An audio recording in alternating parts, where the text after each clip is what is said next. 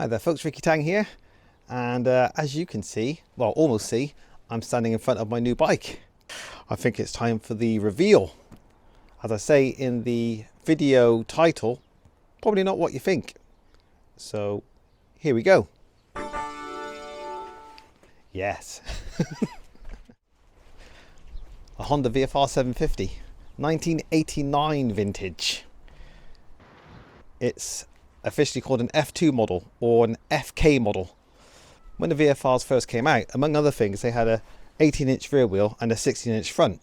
This is a revised model which ran from 1988 to 1989, and it has a 17-inch back and a 17-inch front. Now this model never actually made it to America, strangely enough, with these wheels and some other mods. Honda America ran the original model for 1986 and 87, then they dropped it for 2 years, and then it kind of reappeared in 1990 after a thorough redesign. So yeah, this is a model that kind of made it to most markets in the world, but not the USA, which makes getting parts a little bit harder than it should be, or could be. Why have I got this bike? Well, I blame a person called Dale Lomas. He's a gentleman who runs a YouTube channel and a business based at the Nürburgring in Germany, and he runs tours throughout Europe, UK and Europe, and he also does work around the Nürburgring and the Nordschleife. His business and his YouTube channel are called BTG Moto, Bridge to Gantry Moto. He bought a 1999 VFR 800, and you can clearly see he was excited about it, and I was excited for him. I also knew of Dale in his previous career as a motorcycle journalist. He used to contribute to a magazine called Performance Bikes back in the 90s, around about that sort of time, 90s, early 2000s, and I was an avid reader of that magazine. In fact, he's got great taste because he used to own, along with his father, a Honda Bros, one of which I've got in the back of the shed, but I digress. So he got this VFR 800 and he was so excited about it. At the end of the video, I thought I'd just look on Facebook Marketplace just to see if any VFRs were available in the local area. And this thing popped up about 1.5 miles from home. So I thought, well, I'm going to have to at least go and see it. It looked clean in the pictures, but pictures can tell 1,000 lies. So yeah, I arranged with the chap, Leon, to take a look at his bike. And I've got to say, it was pretty clean. Let's have a little close-up look. So the first thing that struck me is generally how good the bodywork is, how good the paintwork is. This bike is 35 years old. It's a 1989 model. And I couldn't really quite believe the condition and the quality of the bodywork for a bike of this age. I mean, my Honda Bros dates from 1990. It's a year younger, and it looked a fair bit worse than this when I first bought it. So this thing, immediately quite took my fancy, although you can see the fork legs have taken a bit of a beating. Oh, I suppose I better tell you the mileage at this point. 17,300 miles. I couldn't believe it. And there's not much paperwork with the bike, but the paperwork that it did have seemed to corroborate that mileage. So yeah, there's the clocks. Now when I got to see the bike, the battery was absolutely toast, was not working. So in order to have a test ride, I had to go away, buy a battery, come back, get the battery fitted, get the bike started. But let's go back to that in a bit. The bodywork was awesome, and the frame seemed, also in good order. No scares, no big gouges. So that was quite encouraging. Looks very nice down here, and from what I could see of the engine, I'm not sure what the camera will do here, what I could see in the engine, especially when I looked at the front, the exhaust looked good.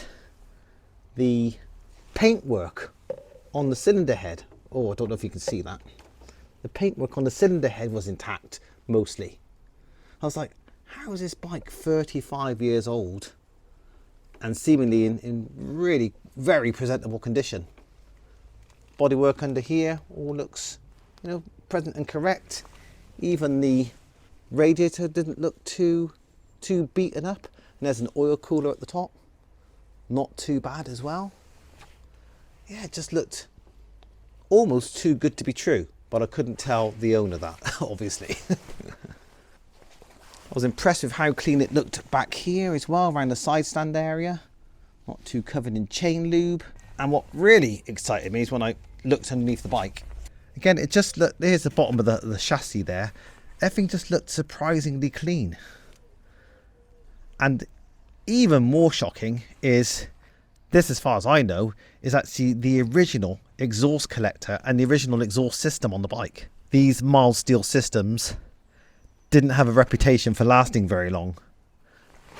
So the fact that the bike still got it is surprising. We've got anti-dive on this bike off of the 80s, and when I eventually went for a test ride after we got the battery fitted, the suspension still got damping. The suspension still damps. So the suspension's not worn out. I won't pretend that it's great and doesn't need some work probably. But yeah, it's just generally quite awesome condition in this machine. Let's get the seat off.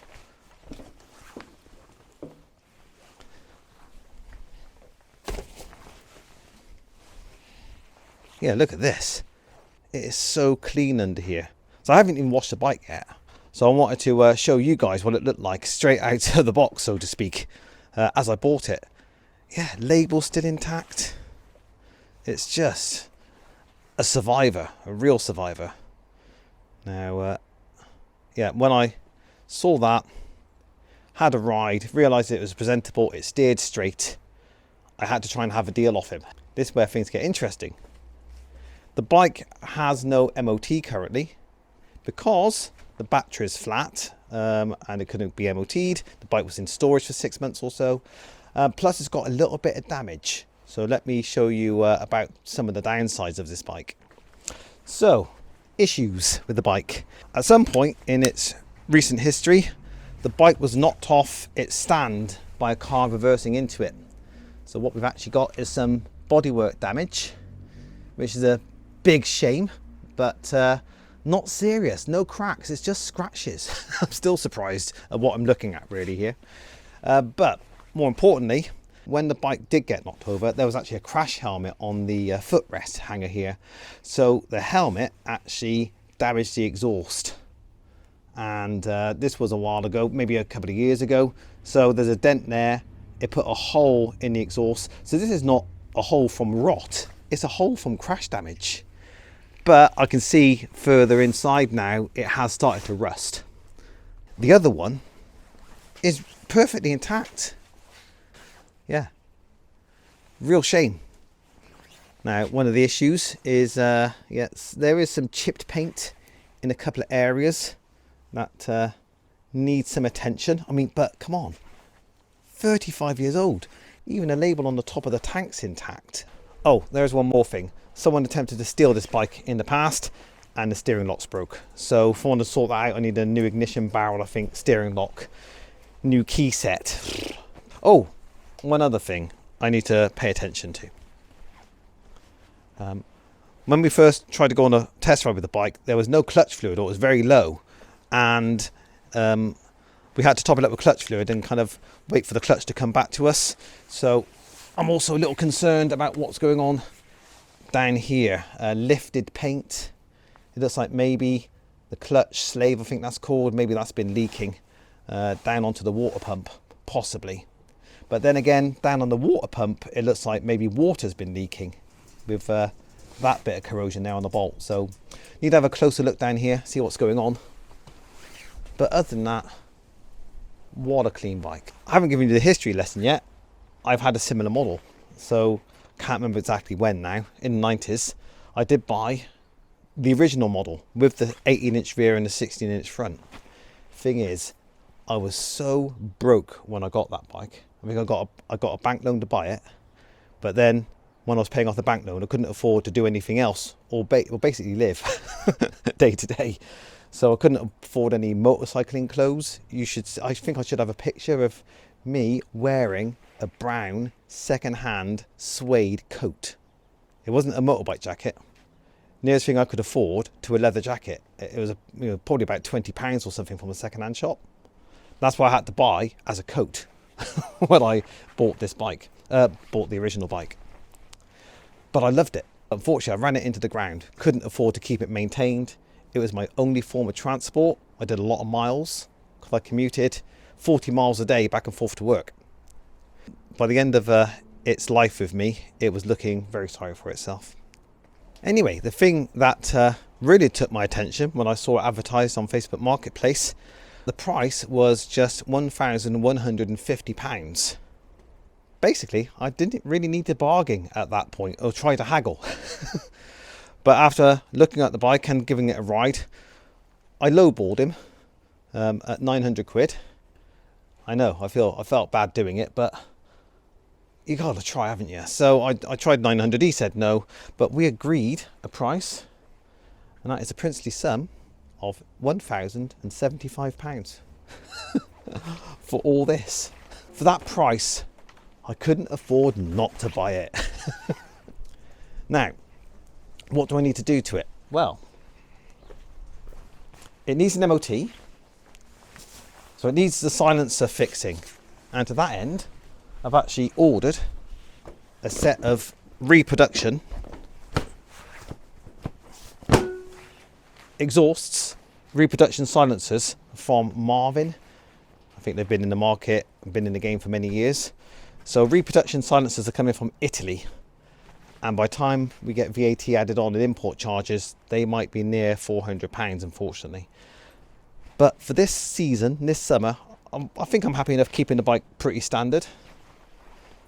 Aside from one thing, even when I bought the VFR originally, I got to admit I was not a fan of the riding position.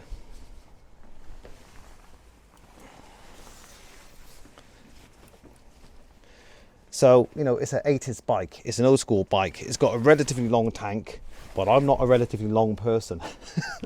So I never liked the reach to the bars on the original bike. Couldn't afford to do anything about it on my previous VFR. But I've been looking, and it just so happens that the top yoke conversion on my Honda Bros fits these forks, at least by eye. They're both the same diameter, 41mm forks. So I think I'm going to fit the bar conversion on the top of the yoke and fit tubular handlebars to get me more upright. Sacrilege, you might say. But at the end of the day, as great and as original as this bike is, still my bike. I still want to customize it and still want to kind of make it work for me and make me happy riding it. So a better riding position, a more upright riding position with this bike will feel much better to me. On the quick test ride, I've only done about 5 miles on this bike altogether because we got the MOT. But the quick ride shows the engine to be smooth, quiet and torquey. I mean, it feels like a 10-year-old bike. It kind of looks like a 10-year-old bike. So exhaust needs sorting. Handlebars is not an MOT thing, that's just personal preference. That should happen fairly quickly, hopefully. And the tyres, I suspect, are probably 15 years old or something. So I need to get some new tyres. These wheel sizes are not modern, they're quite skinny. But Bridgestone make a tyre called a BT46, which should do the job for this year, for this season.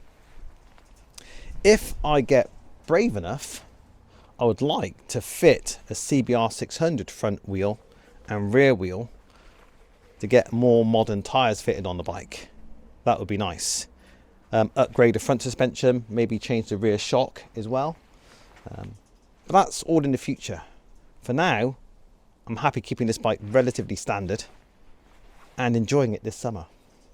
Now, this doesn't mean to say that my plans to buy a new motorbike or a nearly new motorbike this year are completely shot to pieces. I would still like a new motorbike or a nearly new motorbike, but I've got to ask myself, is it really necessary this year with this thing? Because this will kind of scratch my sporty itch on the back roads, providing the suspension holds up, doesn't try and throw me into a ditch. Capable, obviously, of doing big miles, although I've got no luggage solution yet, so I'm thinking about how I might be able to attach luggage to the bike. Do I really need another motorbike of this sort of size, engine size or bigger this year? Well, one thing I won't do with this bike is take it on a track day. So, well, most likely anyway, never say never, but unlikely to go on a track day. So that means I still haven't got a track day bike. So I might miss out on track days this year if I don't buy a new bike. That's a bit of a downer. I'm missing track days. I suppose last thing I'll do for you is start it up, but the blowing exhaust means it doesn't sound like it should. Also, it's about 8 o'clock in the morning, so I can't do this for long.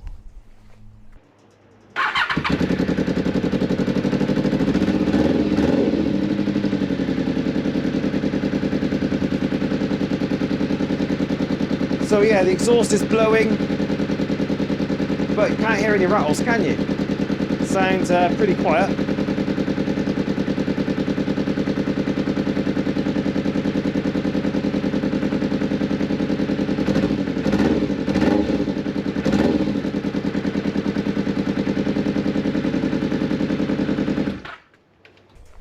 Yeah, so there we have it. Actually, no, we haven't got it. One more thing.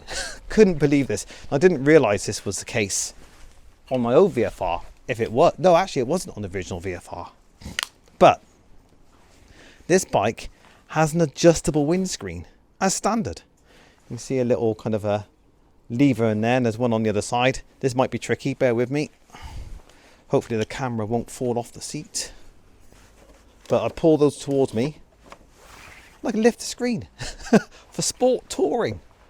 An adjustable screen, 1989. So impressed with that. So shocking. Yeah, what a clean machine. Everything's working, lights are working. I won't beep because again it's early in the morning. Just so pleased with the amount of bike I've got for the money. So there you go, there's my reveal on the VFR 750. So hopefully in a couple of weeks, work commitments permitting, we'll be on the road on this thing. And luckily, it's not even April yet, so the season's just beginning. So I'm looking forward to getting on this bike and having a ride. So take care of yourselves, folks. Any questions or comments, I'll see you down there in the comment section. Ta-da for now.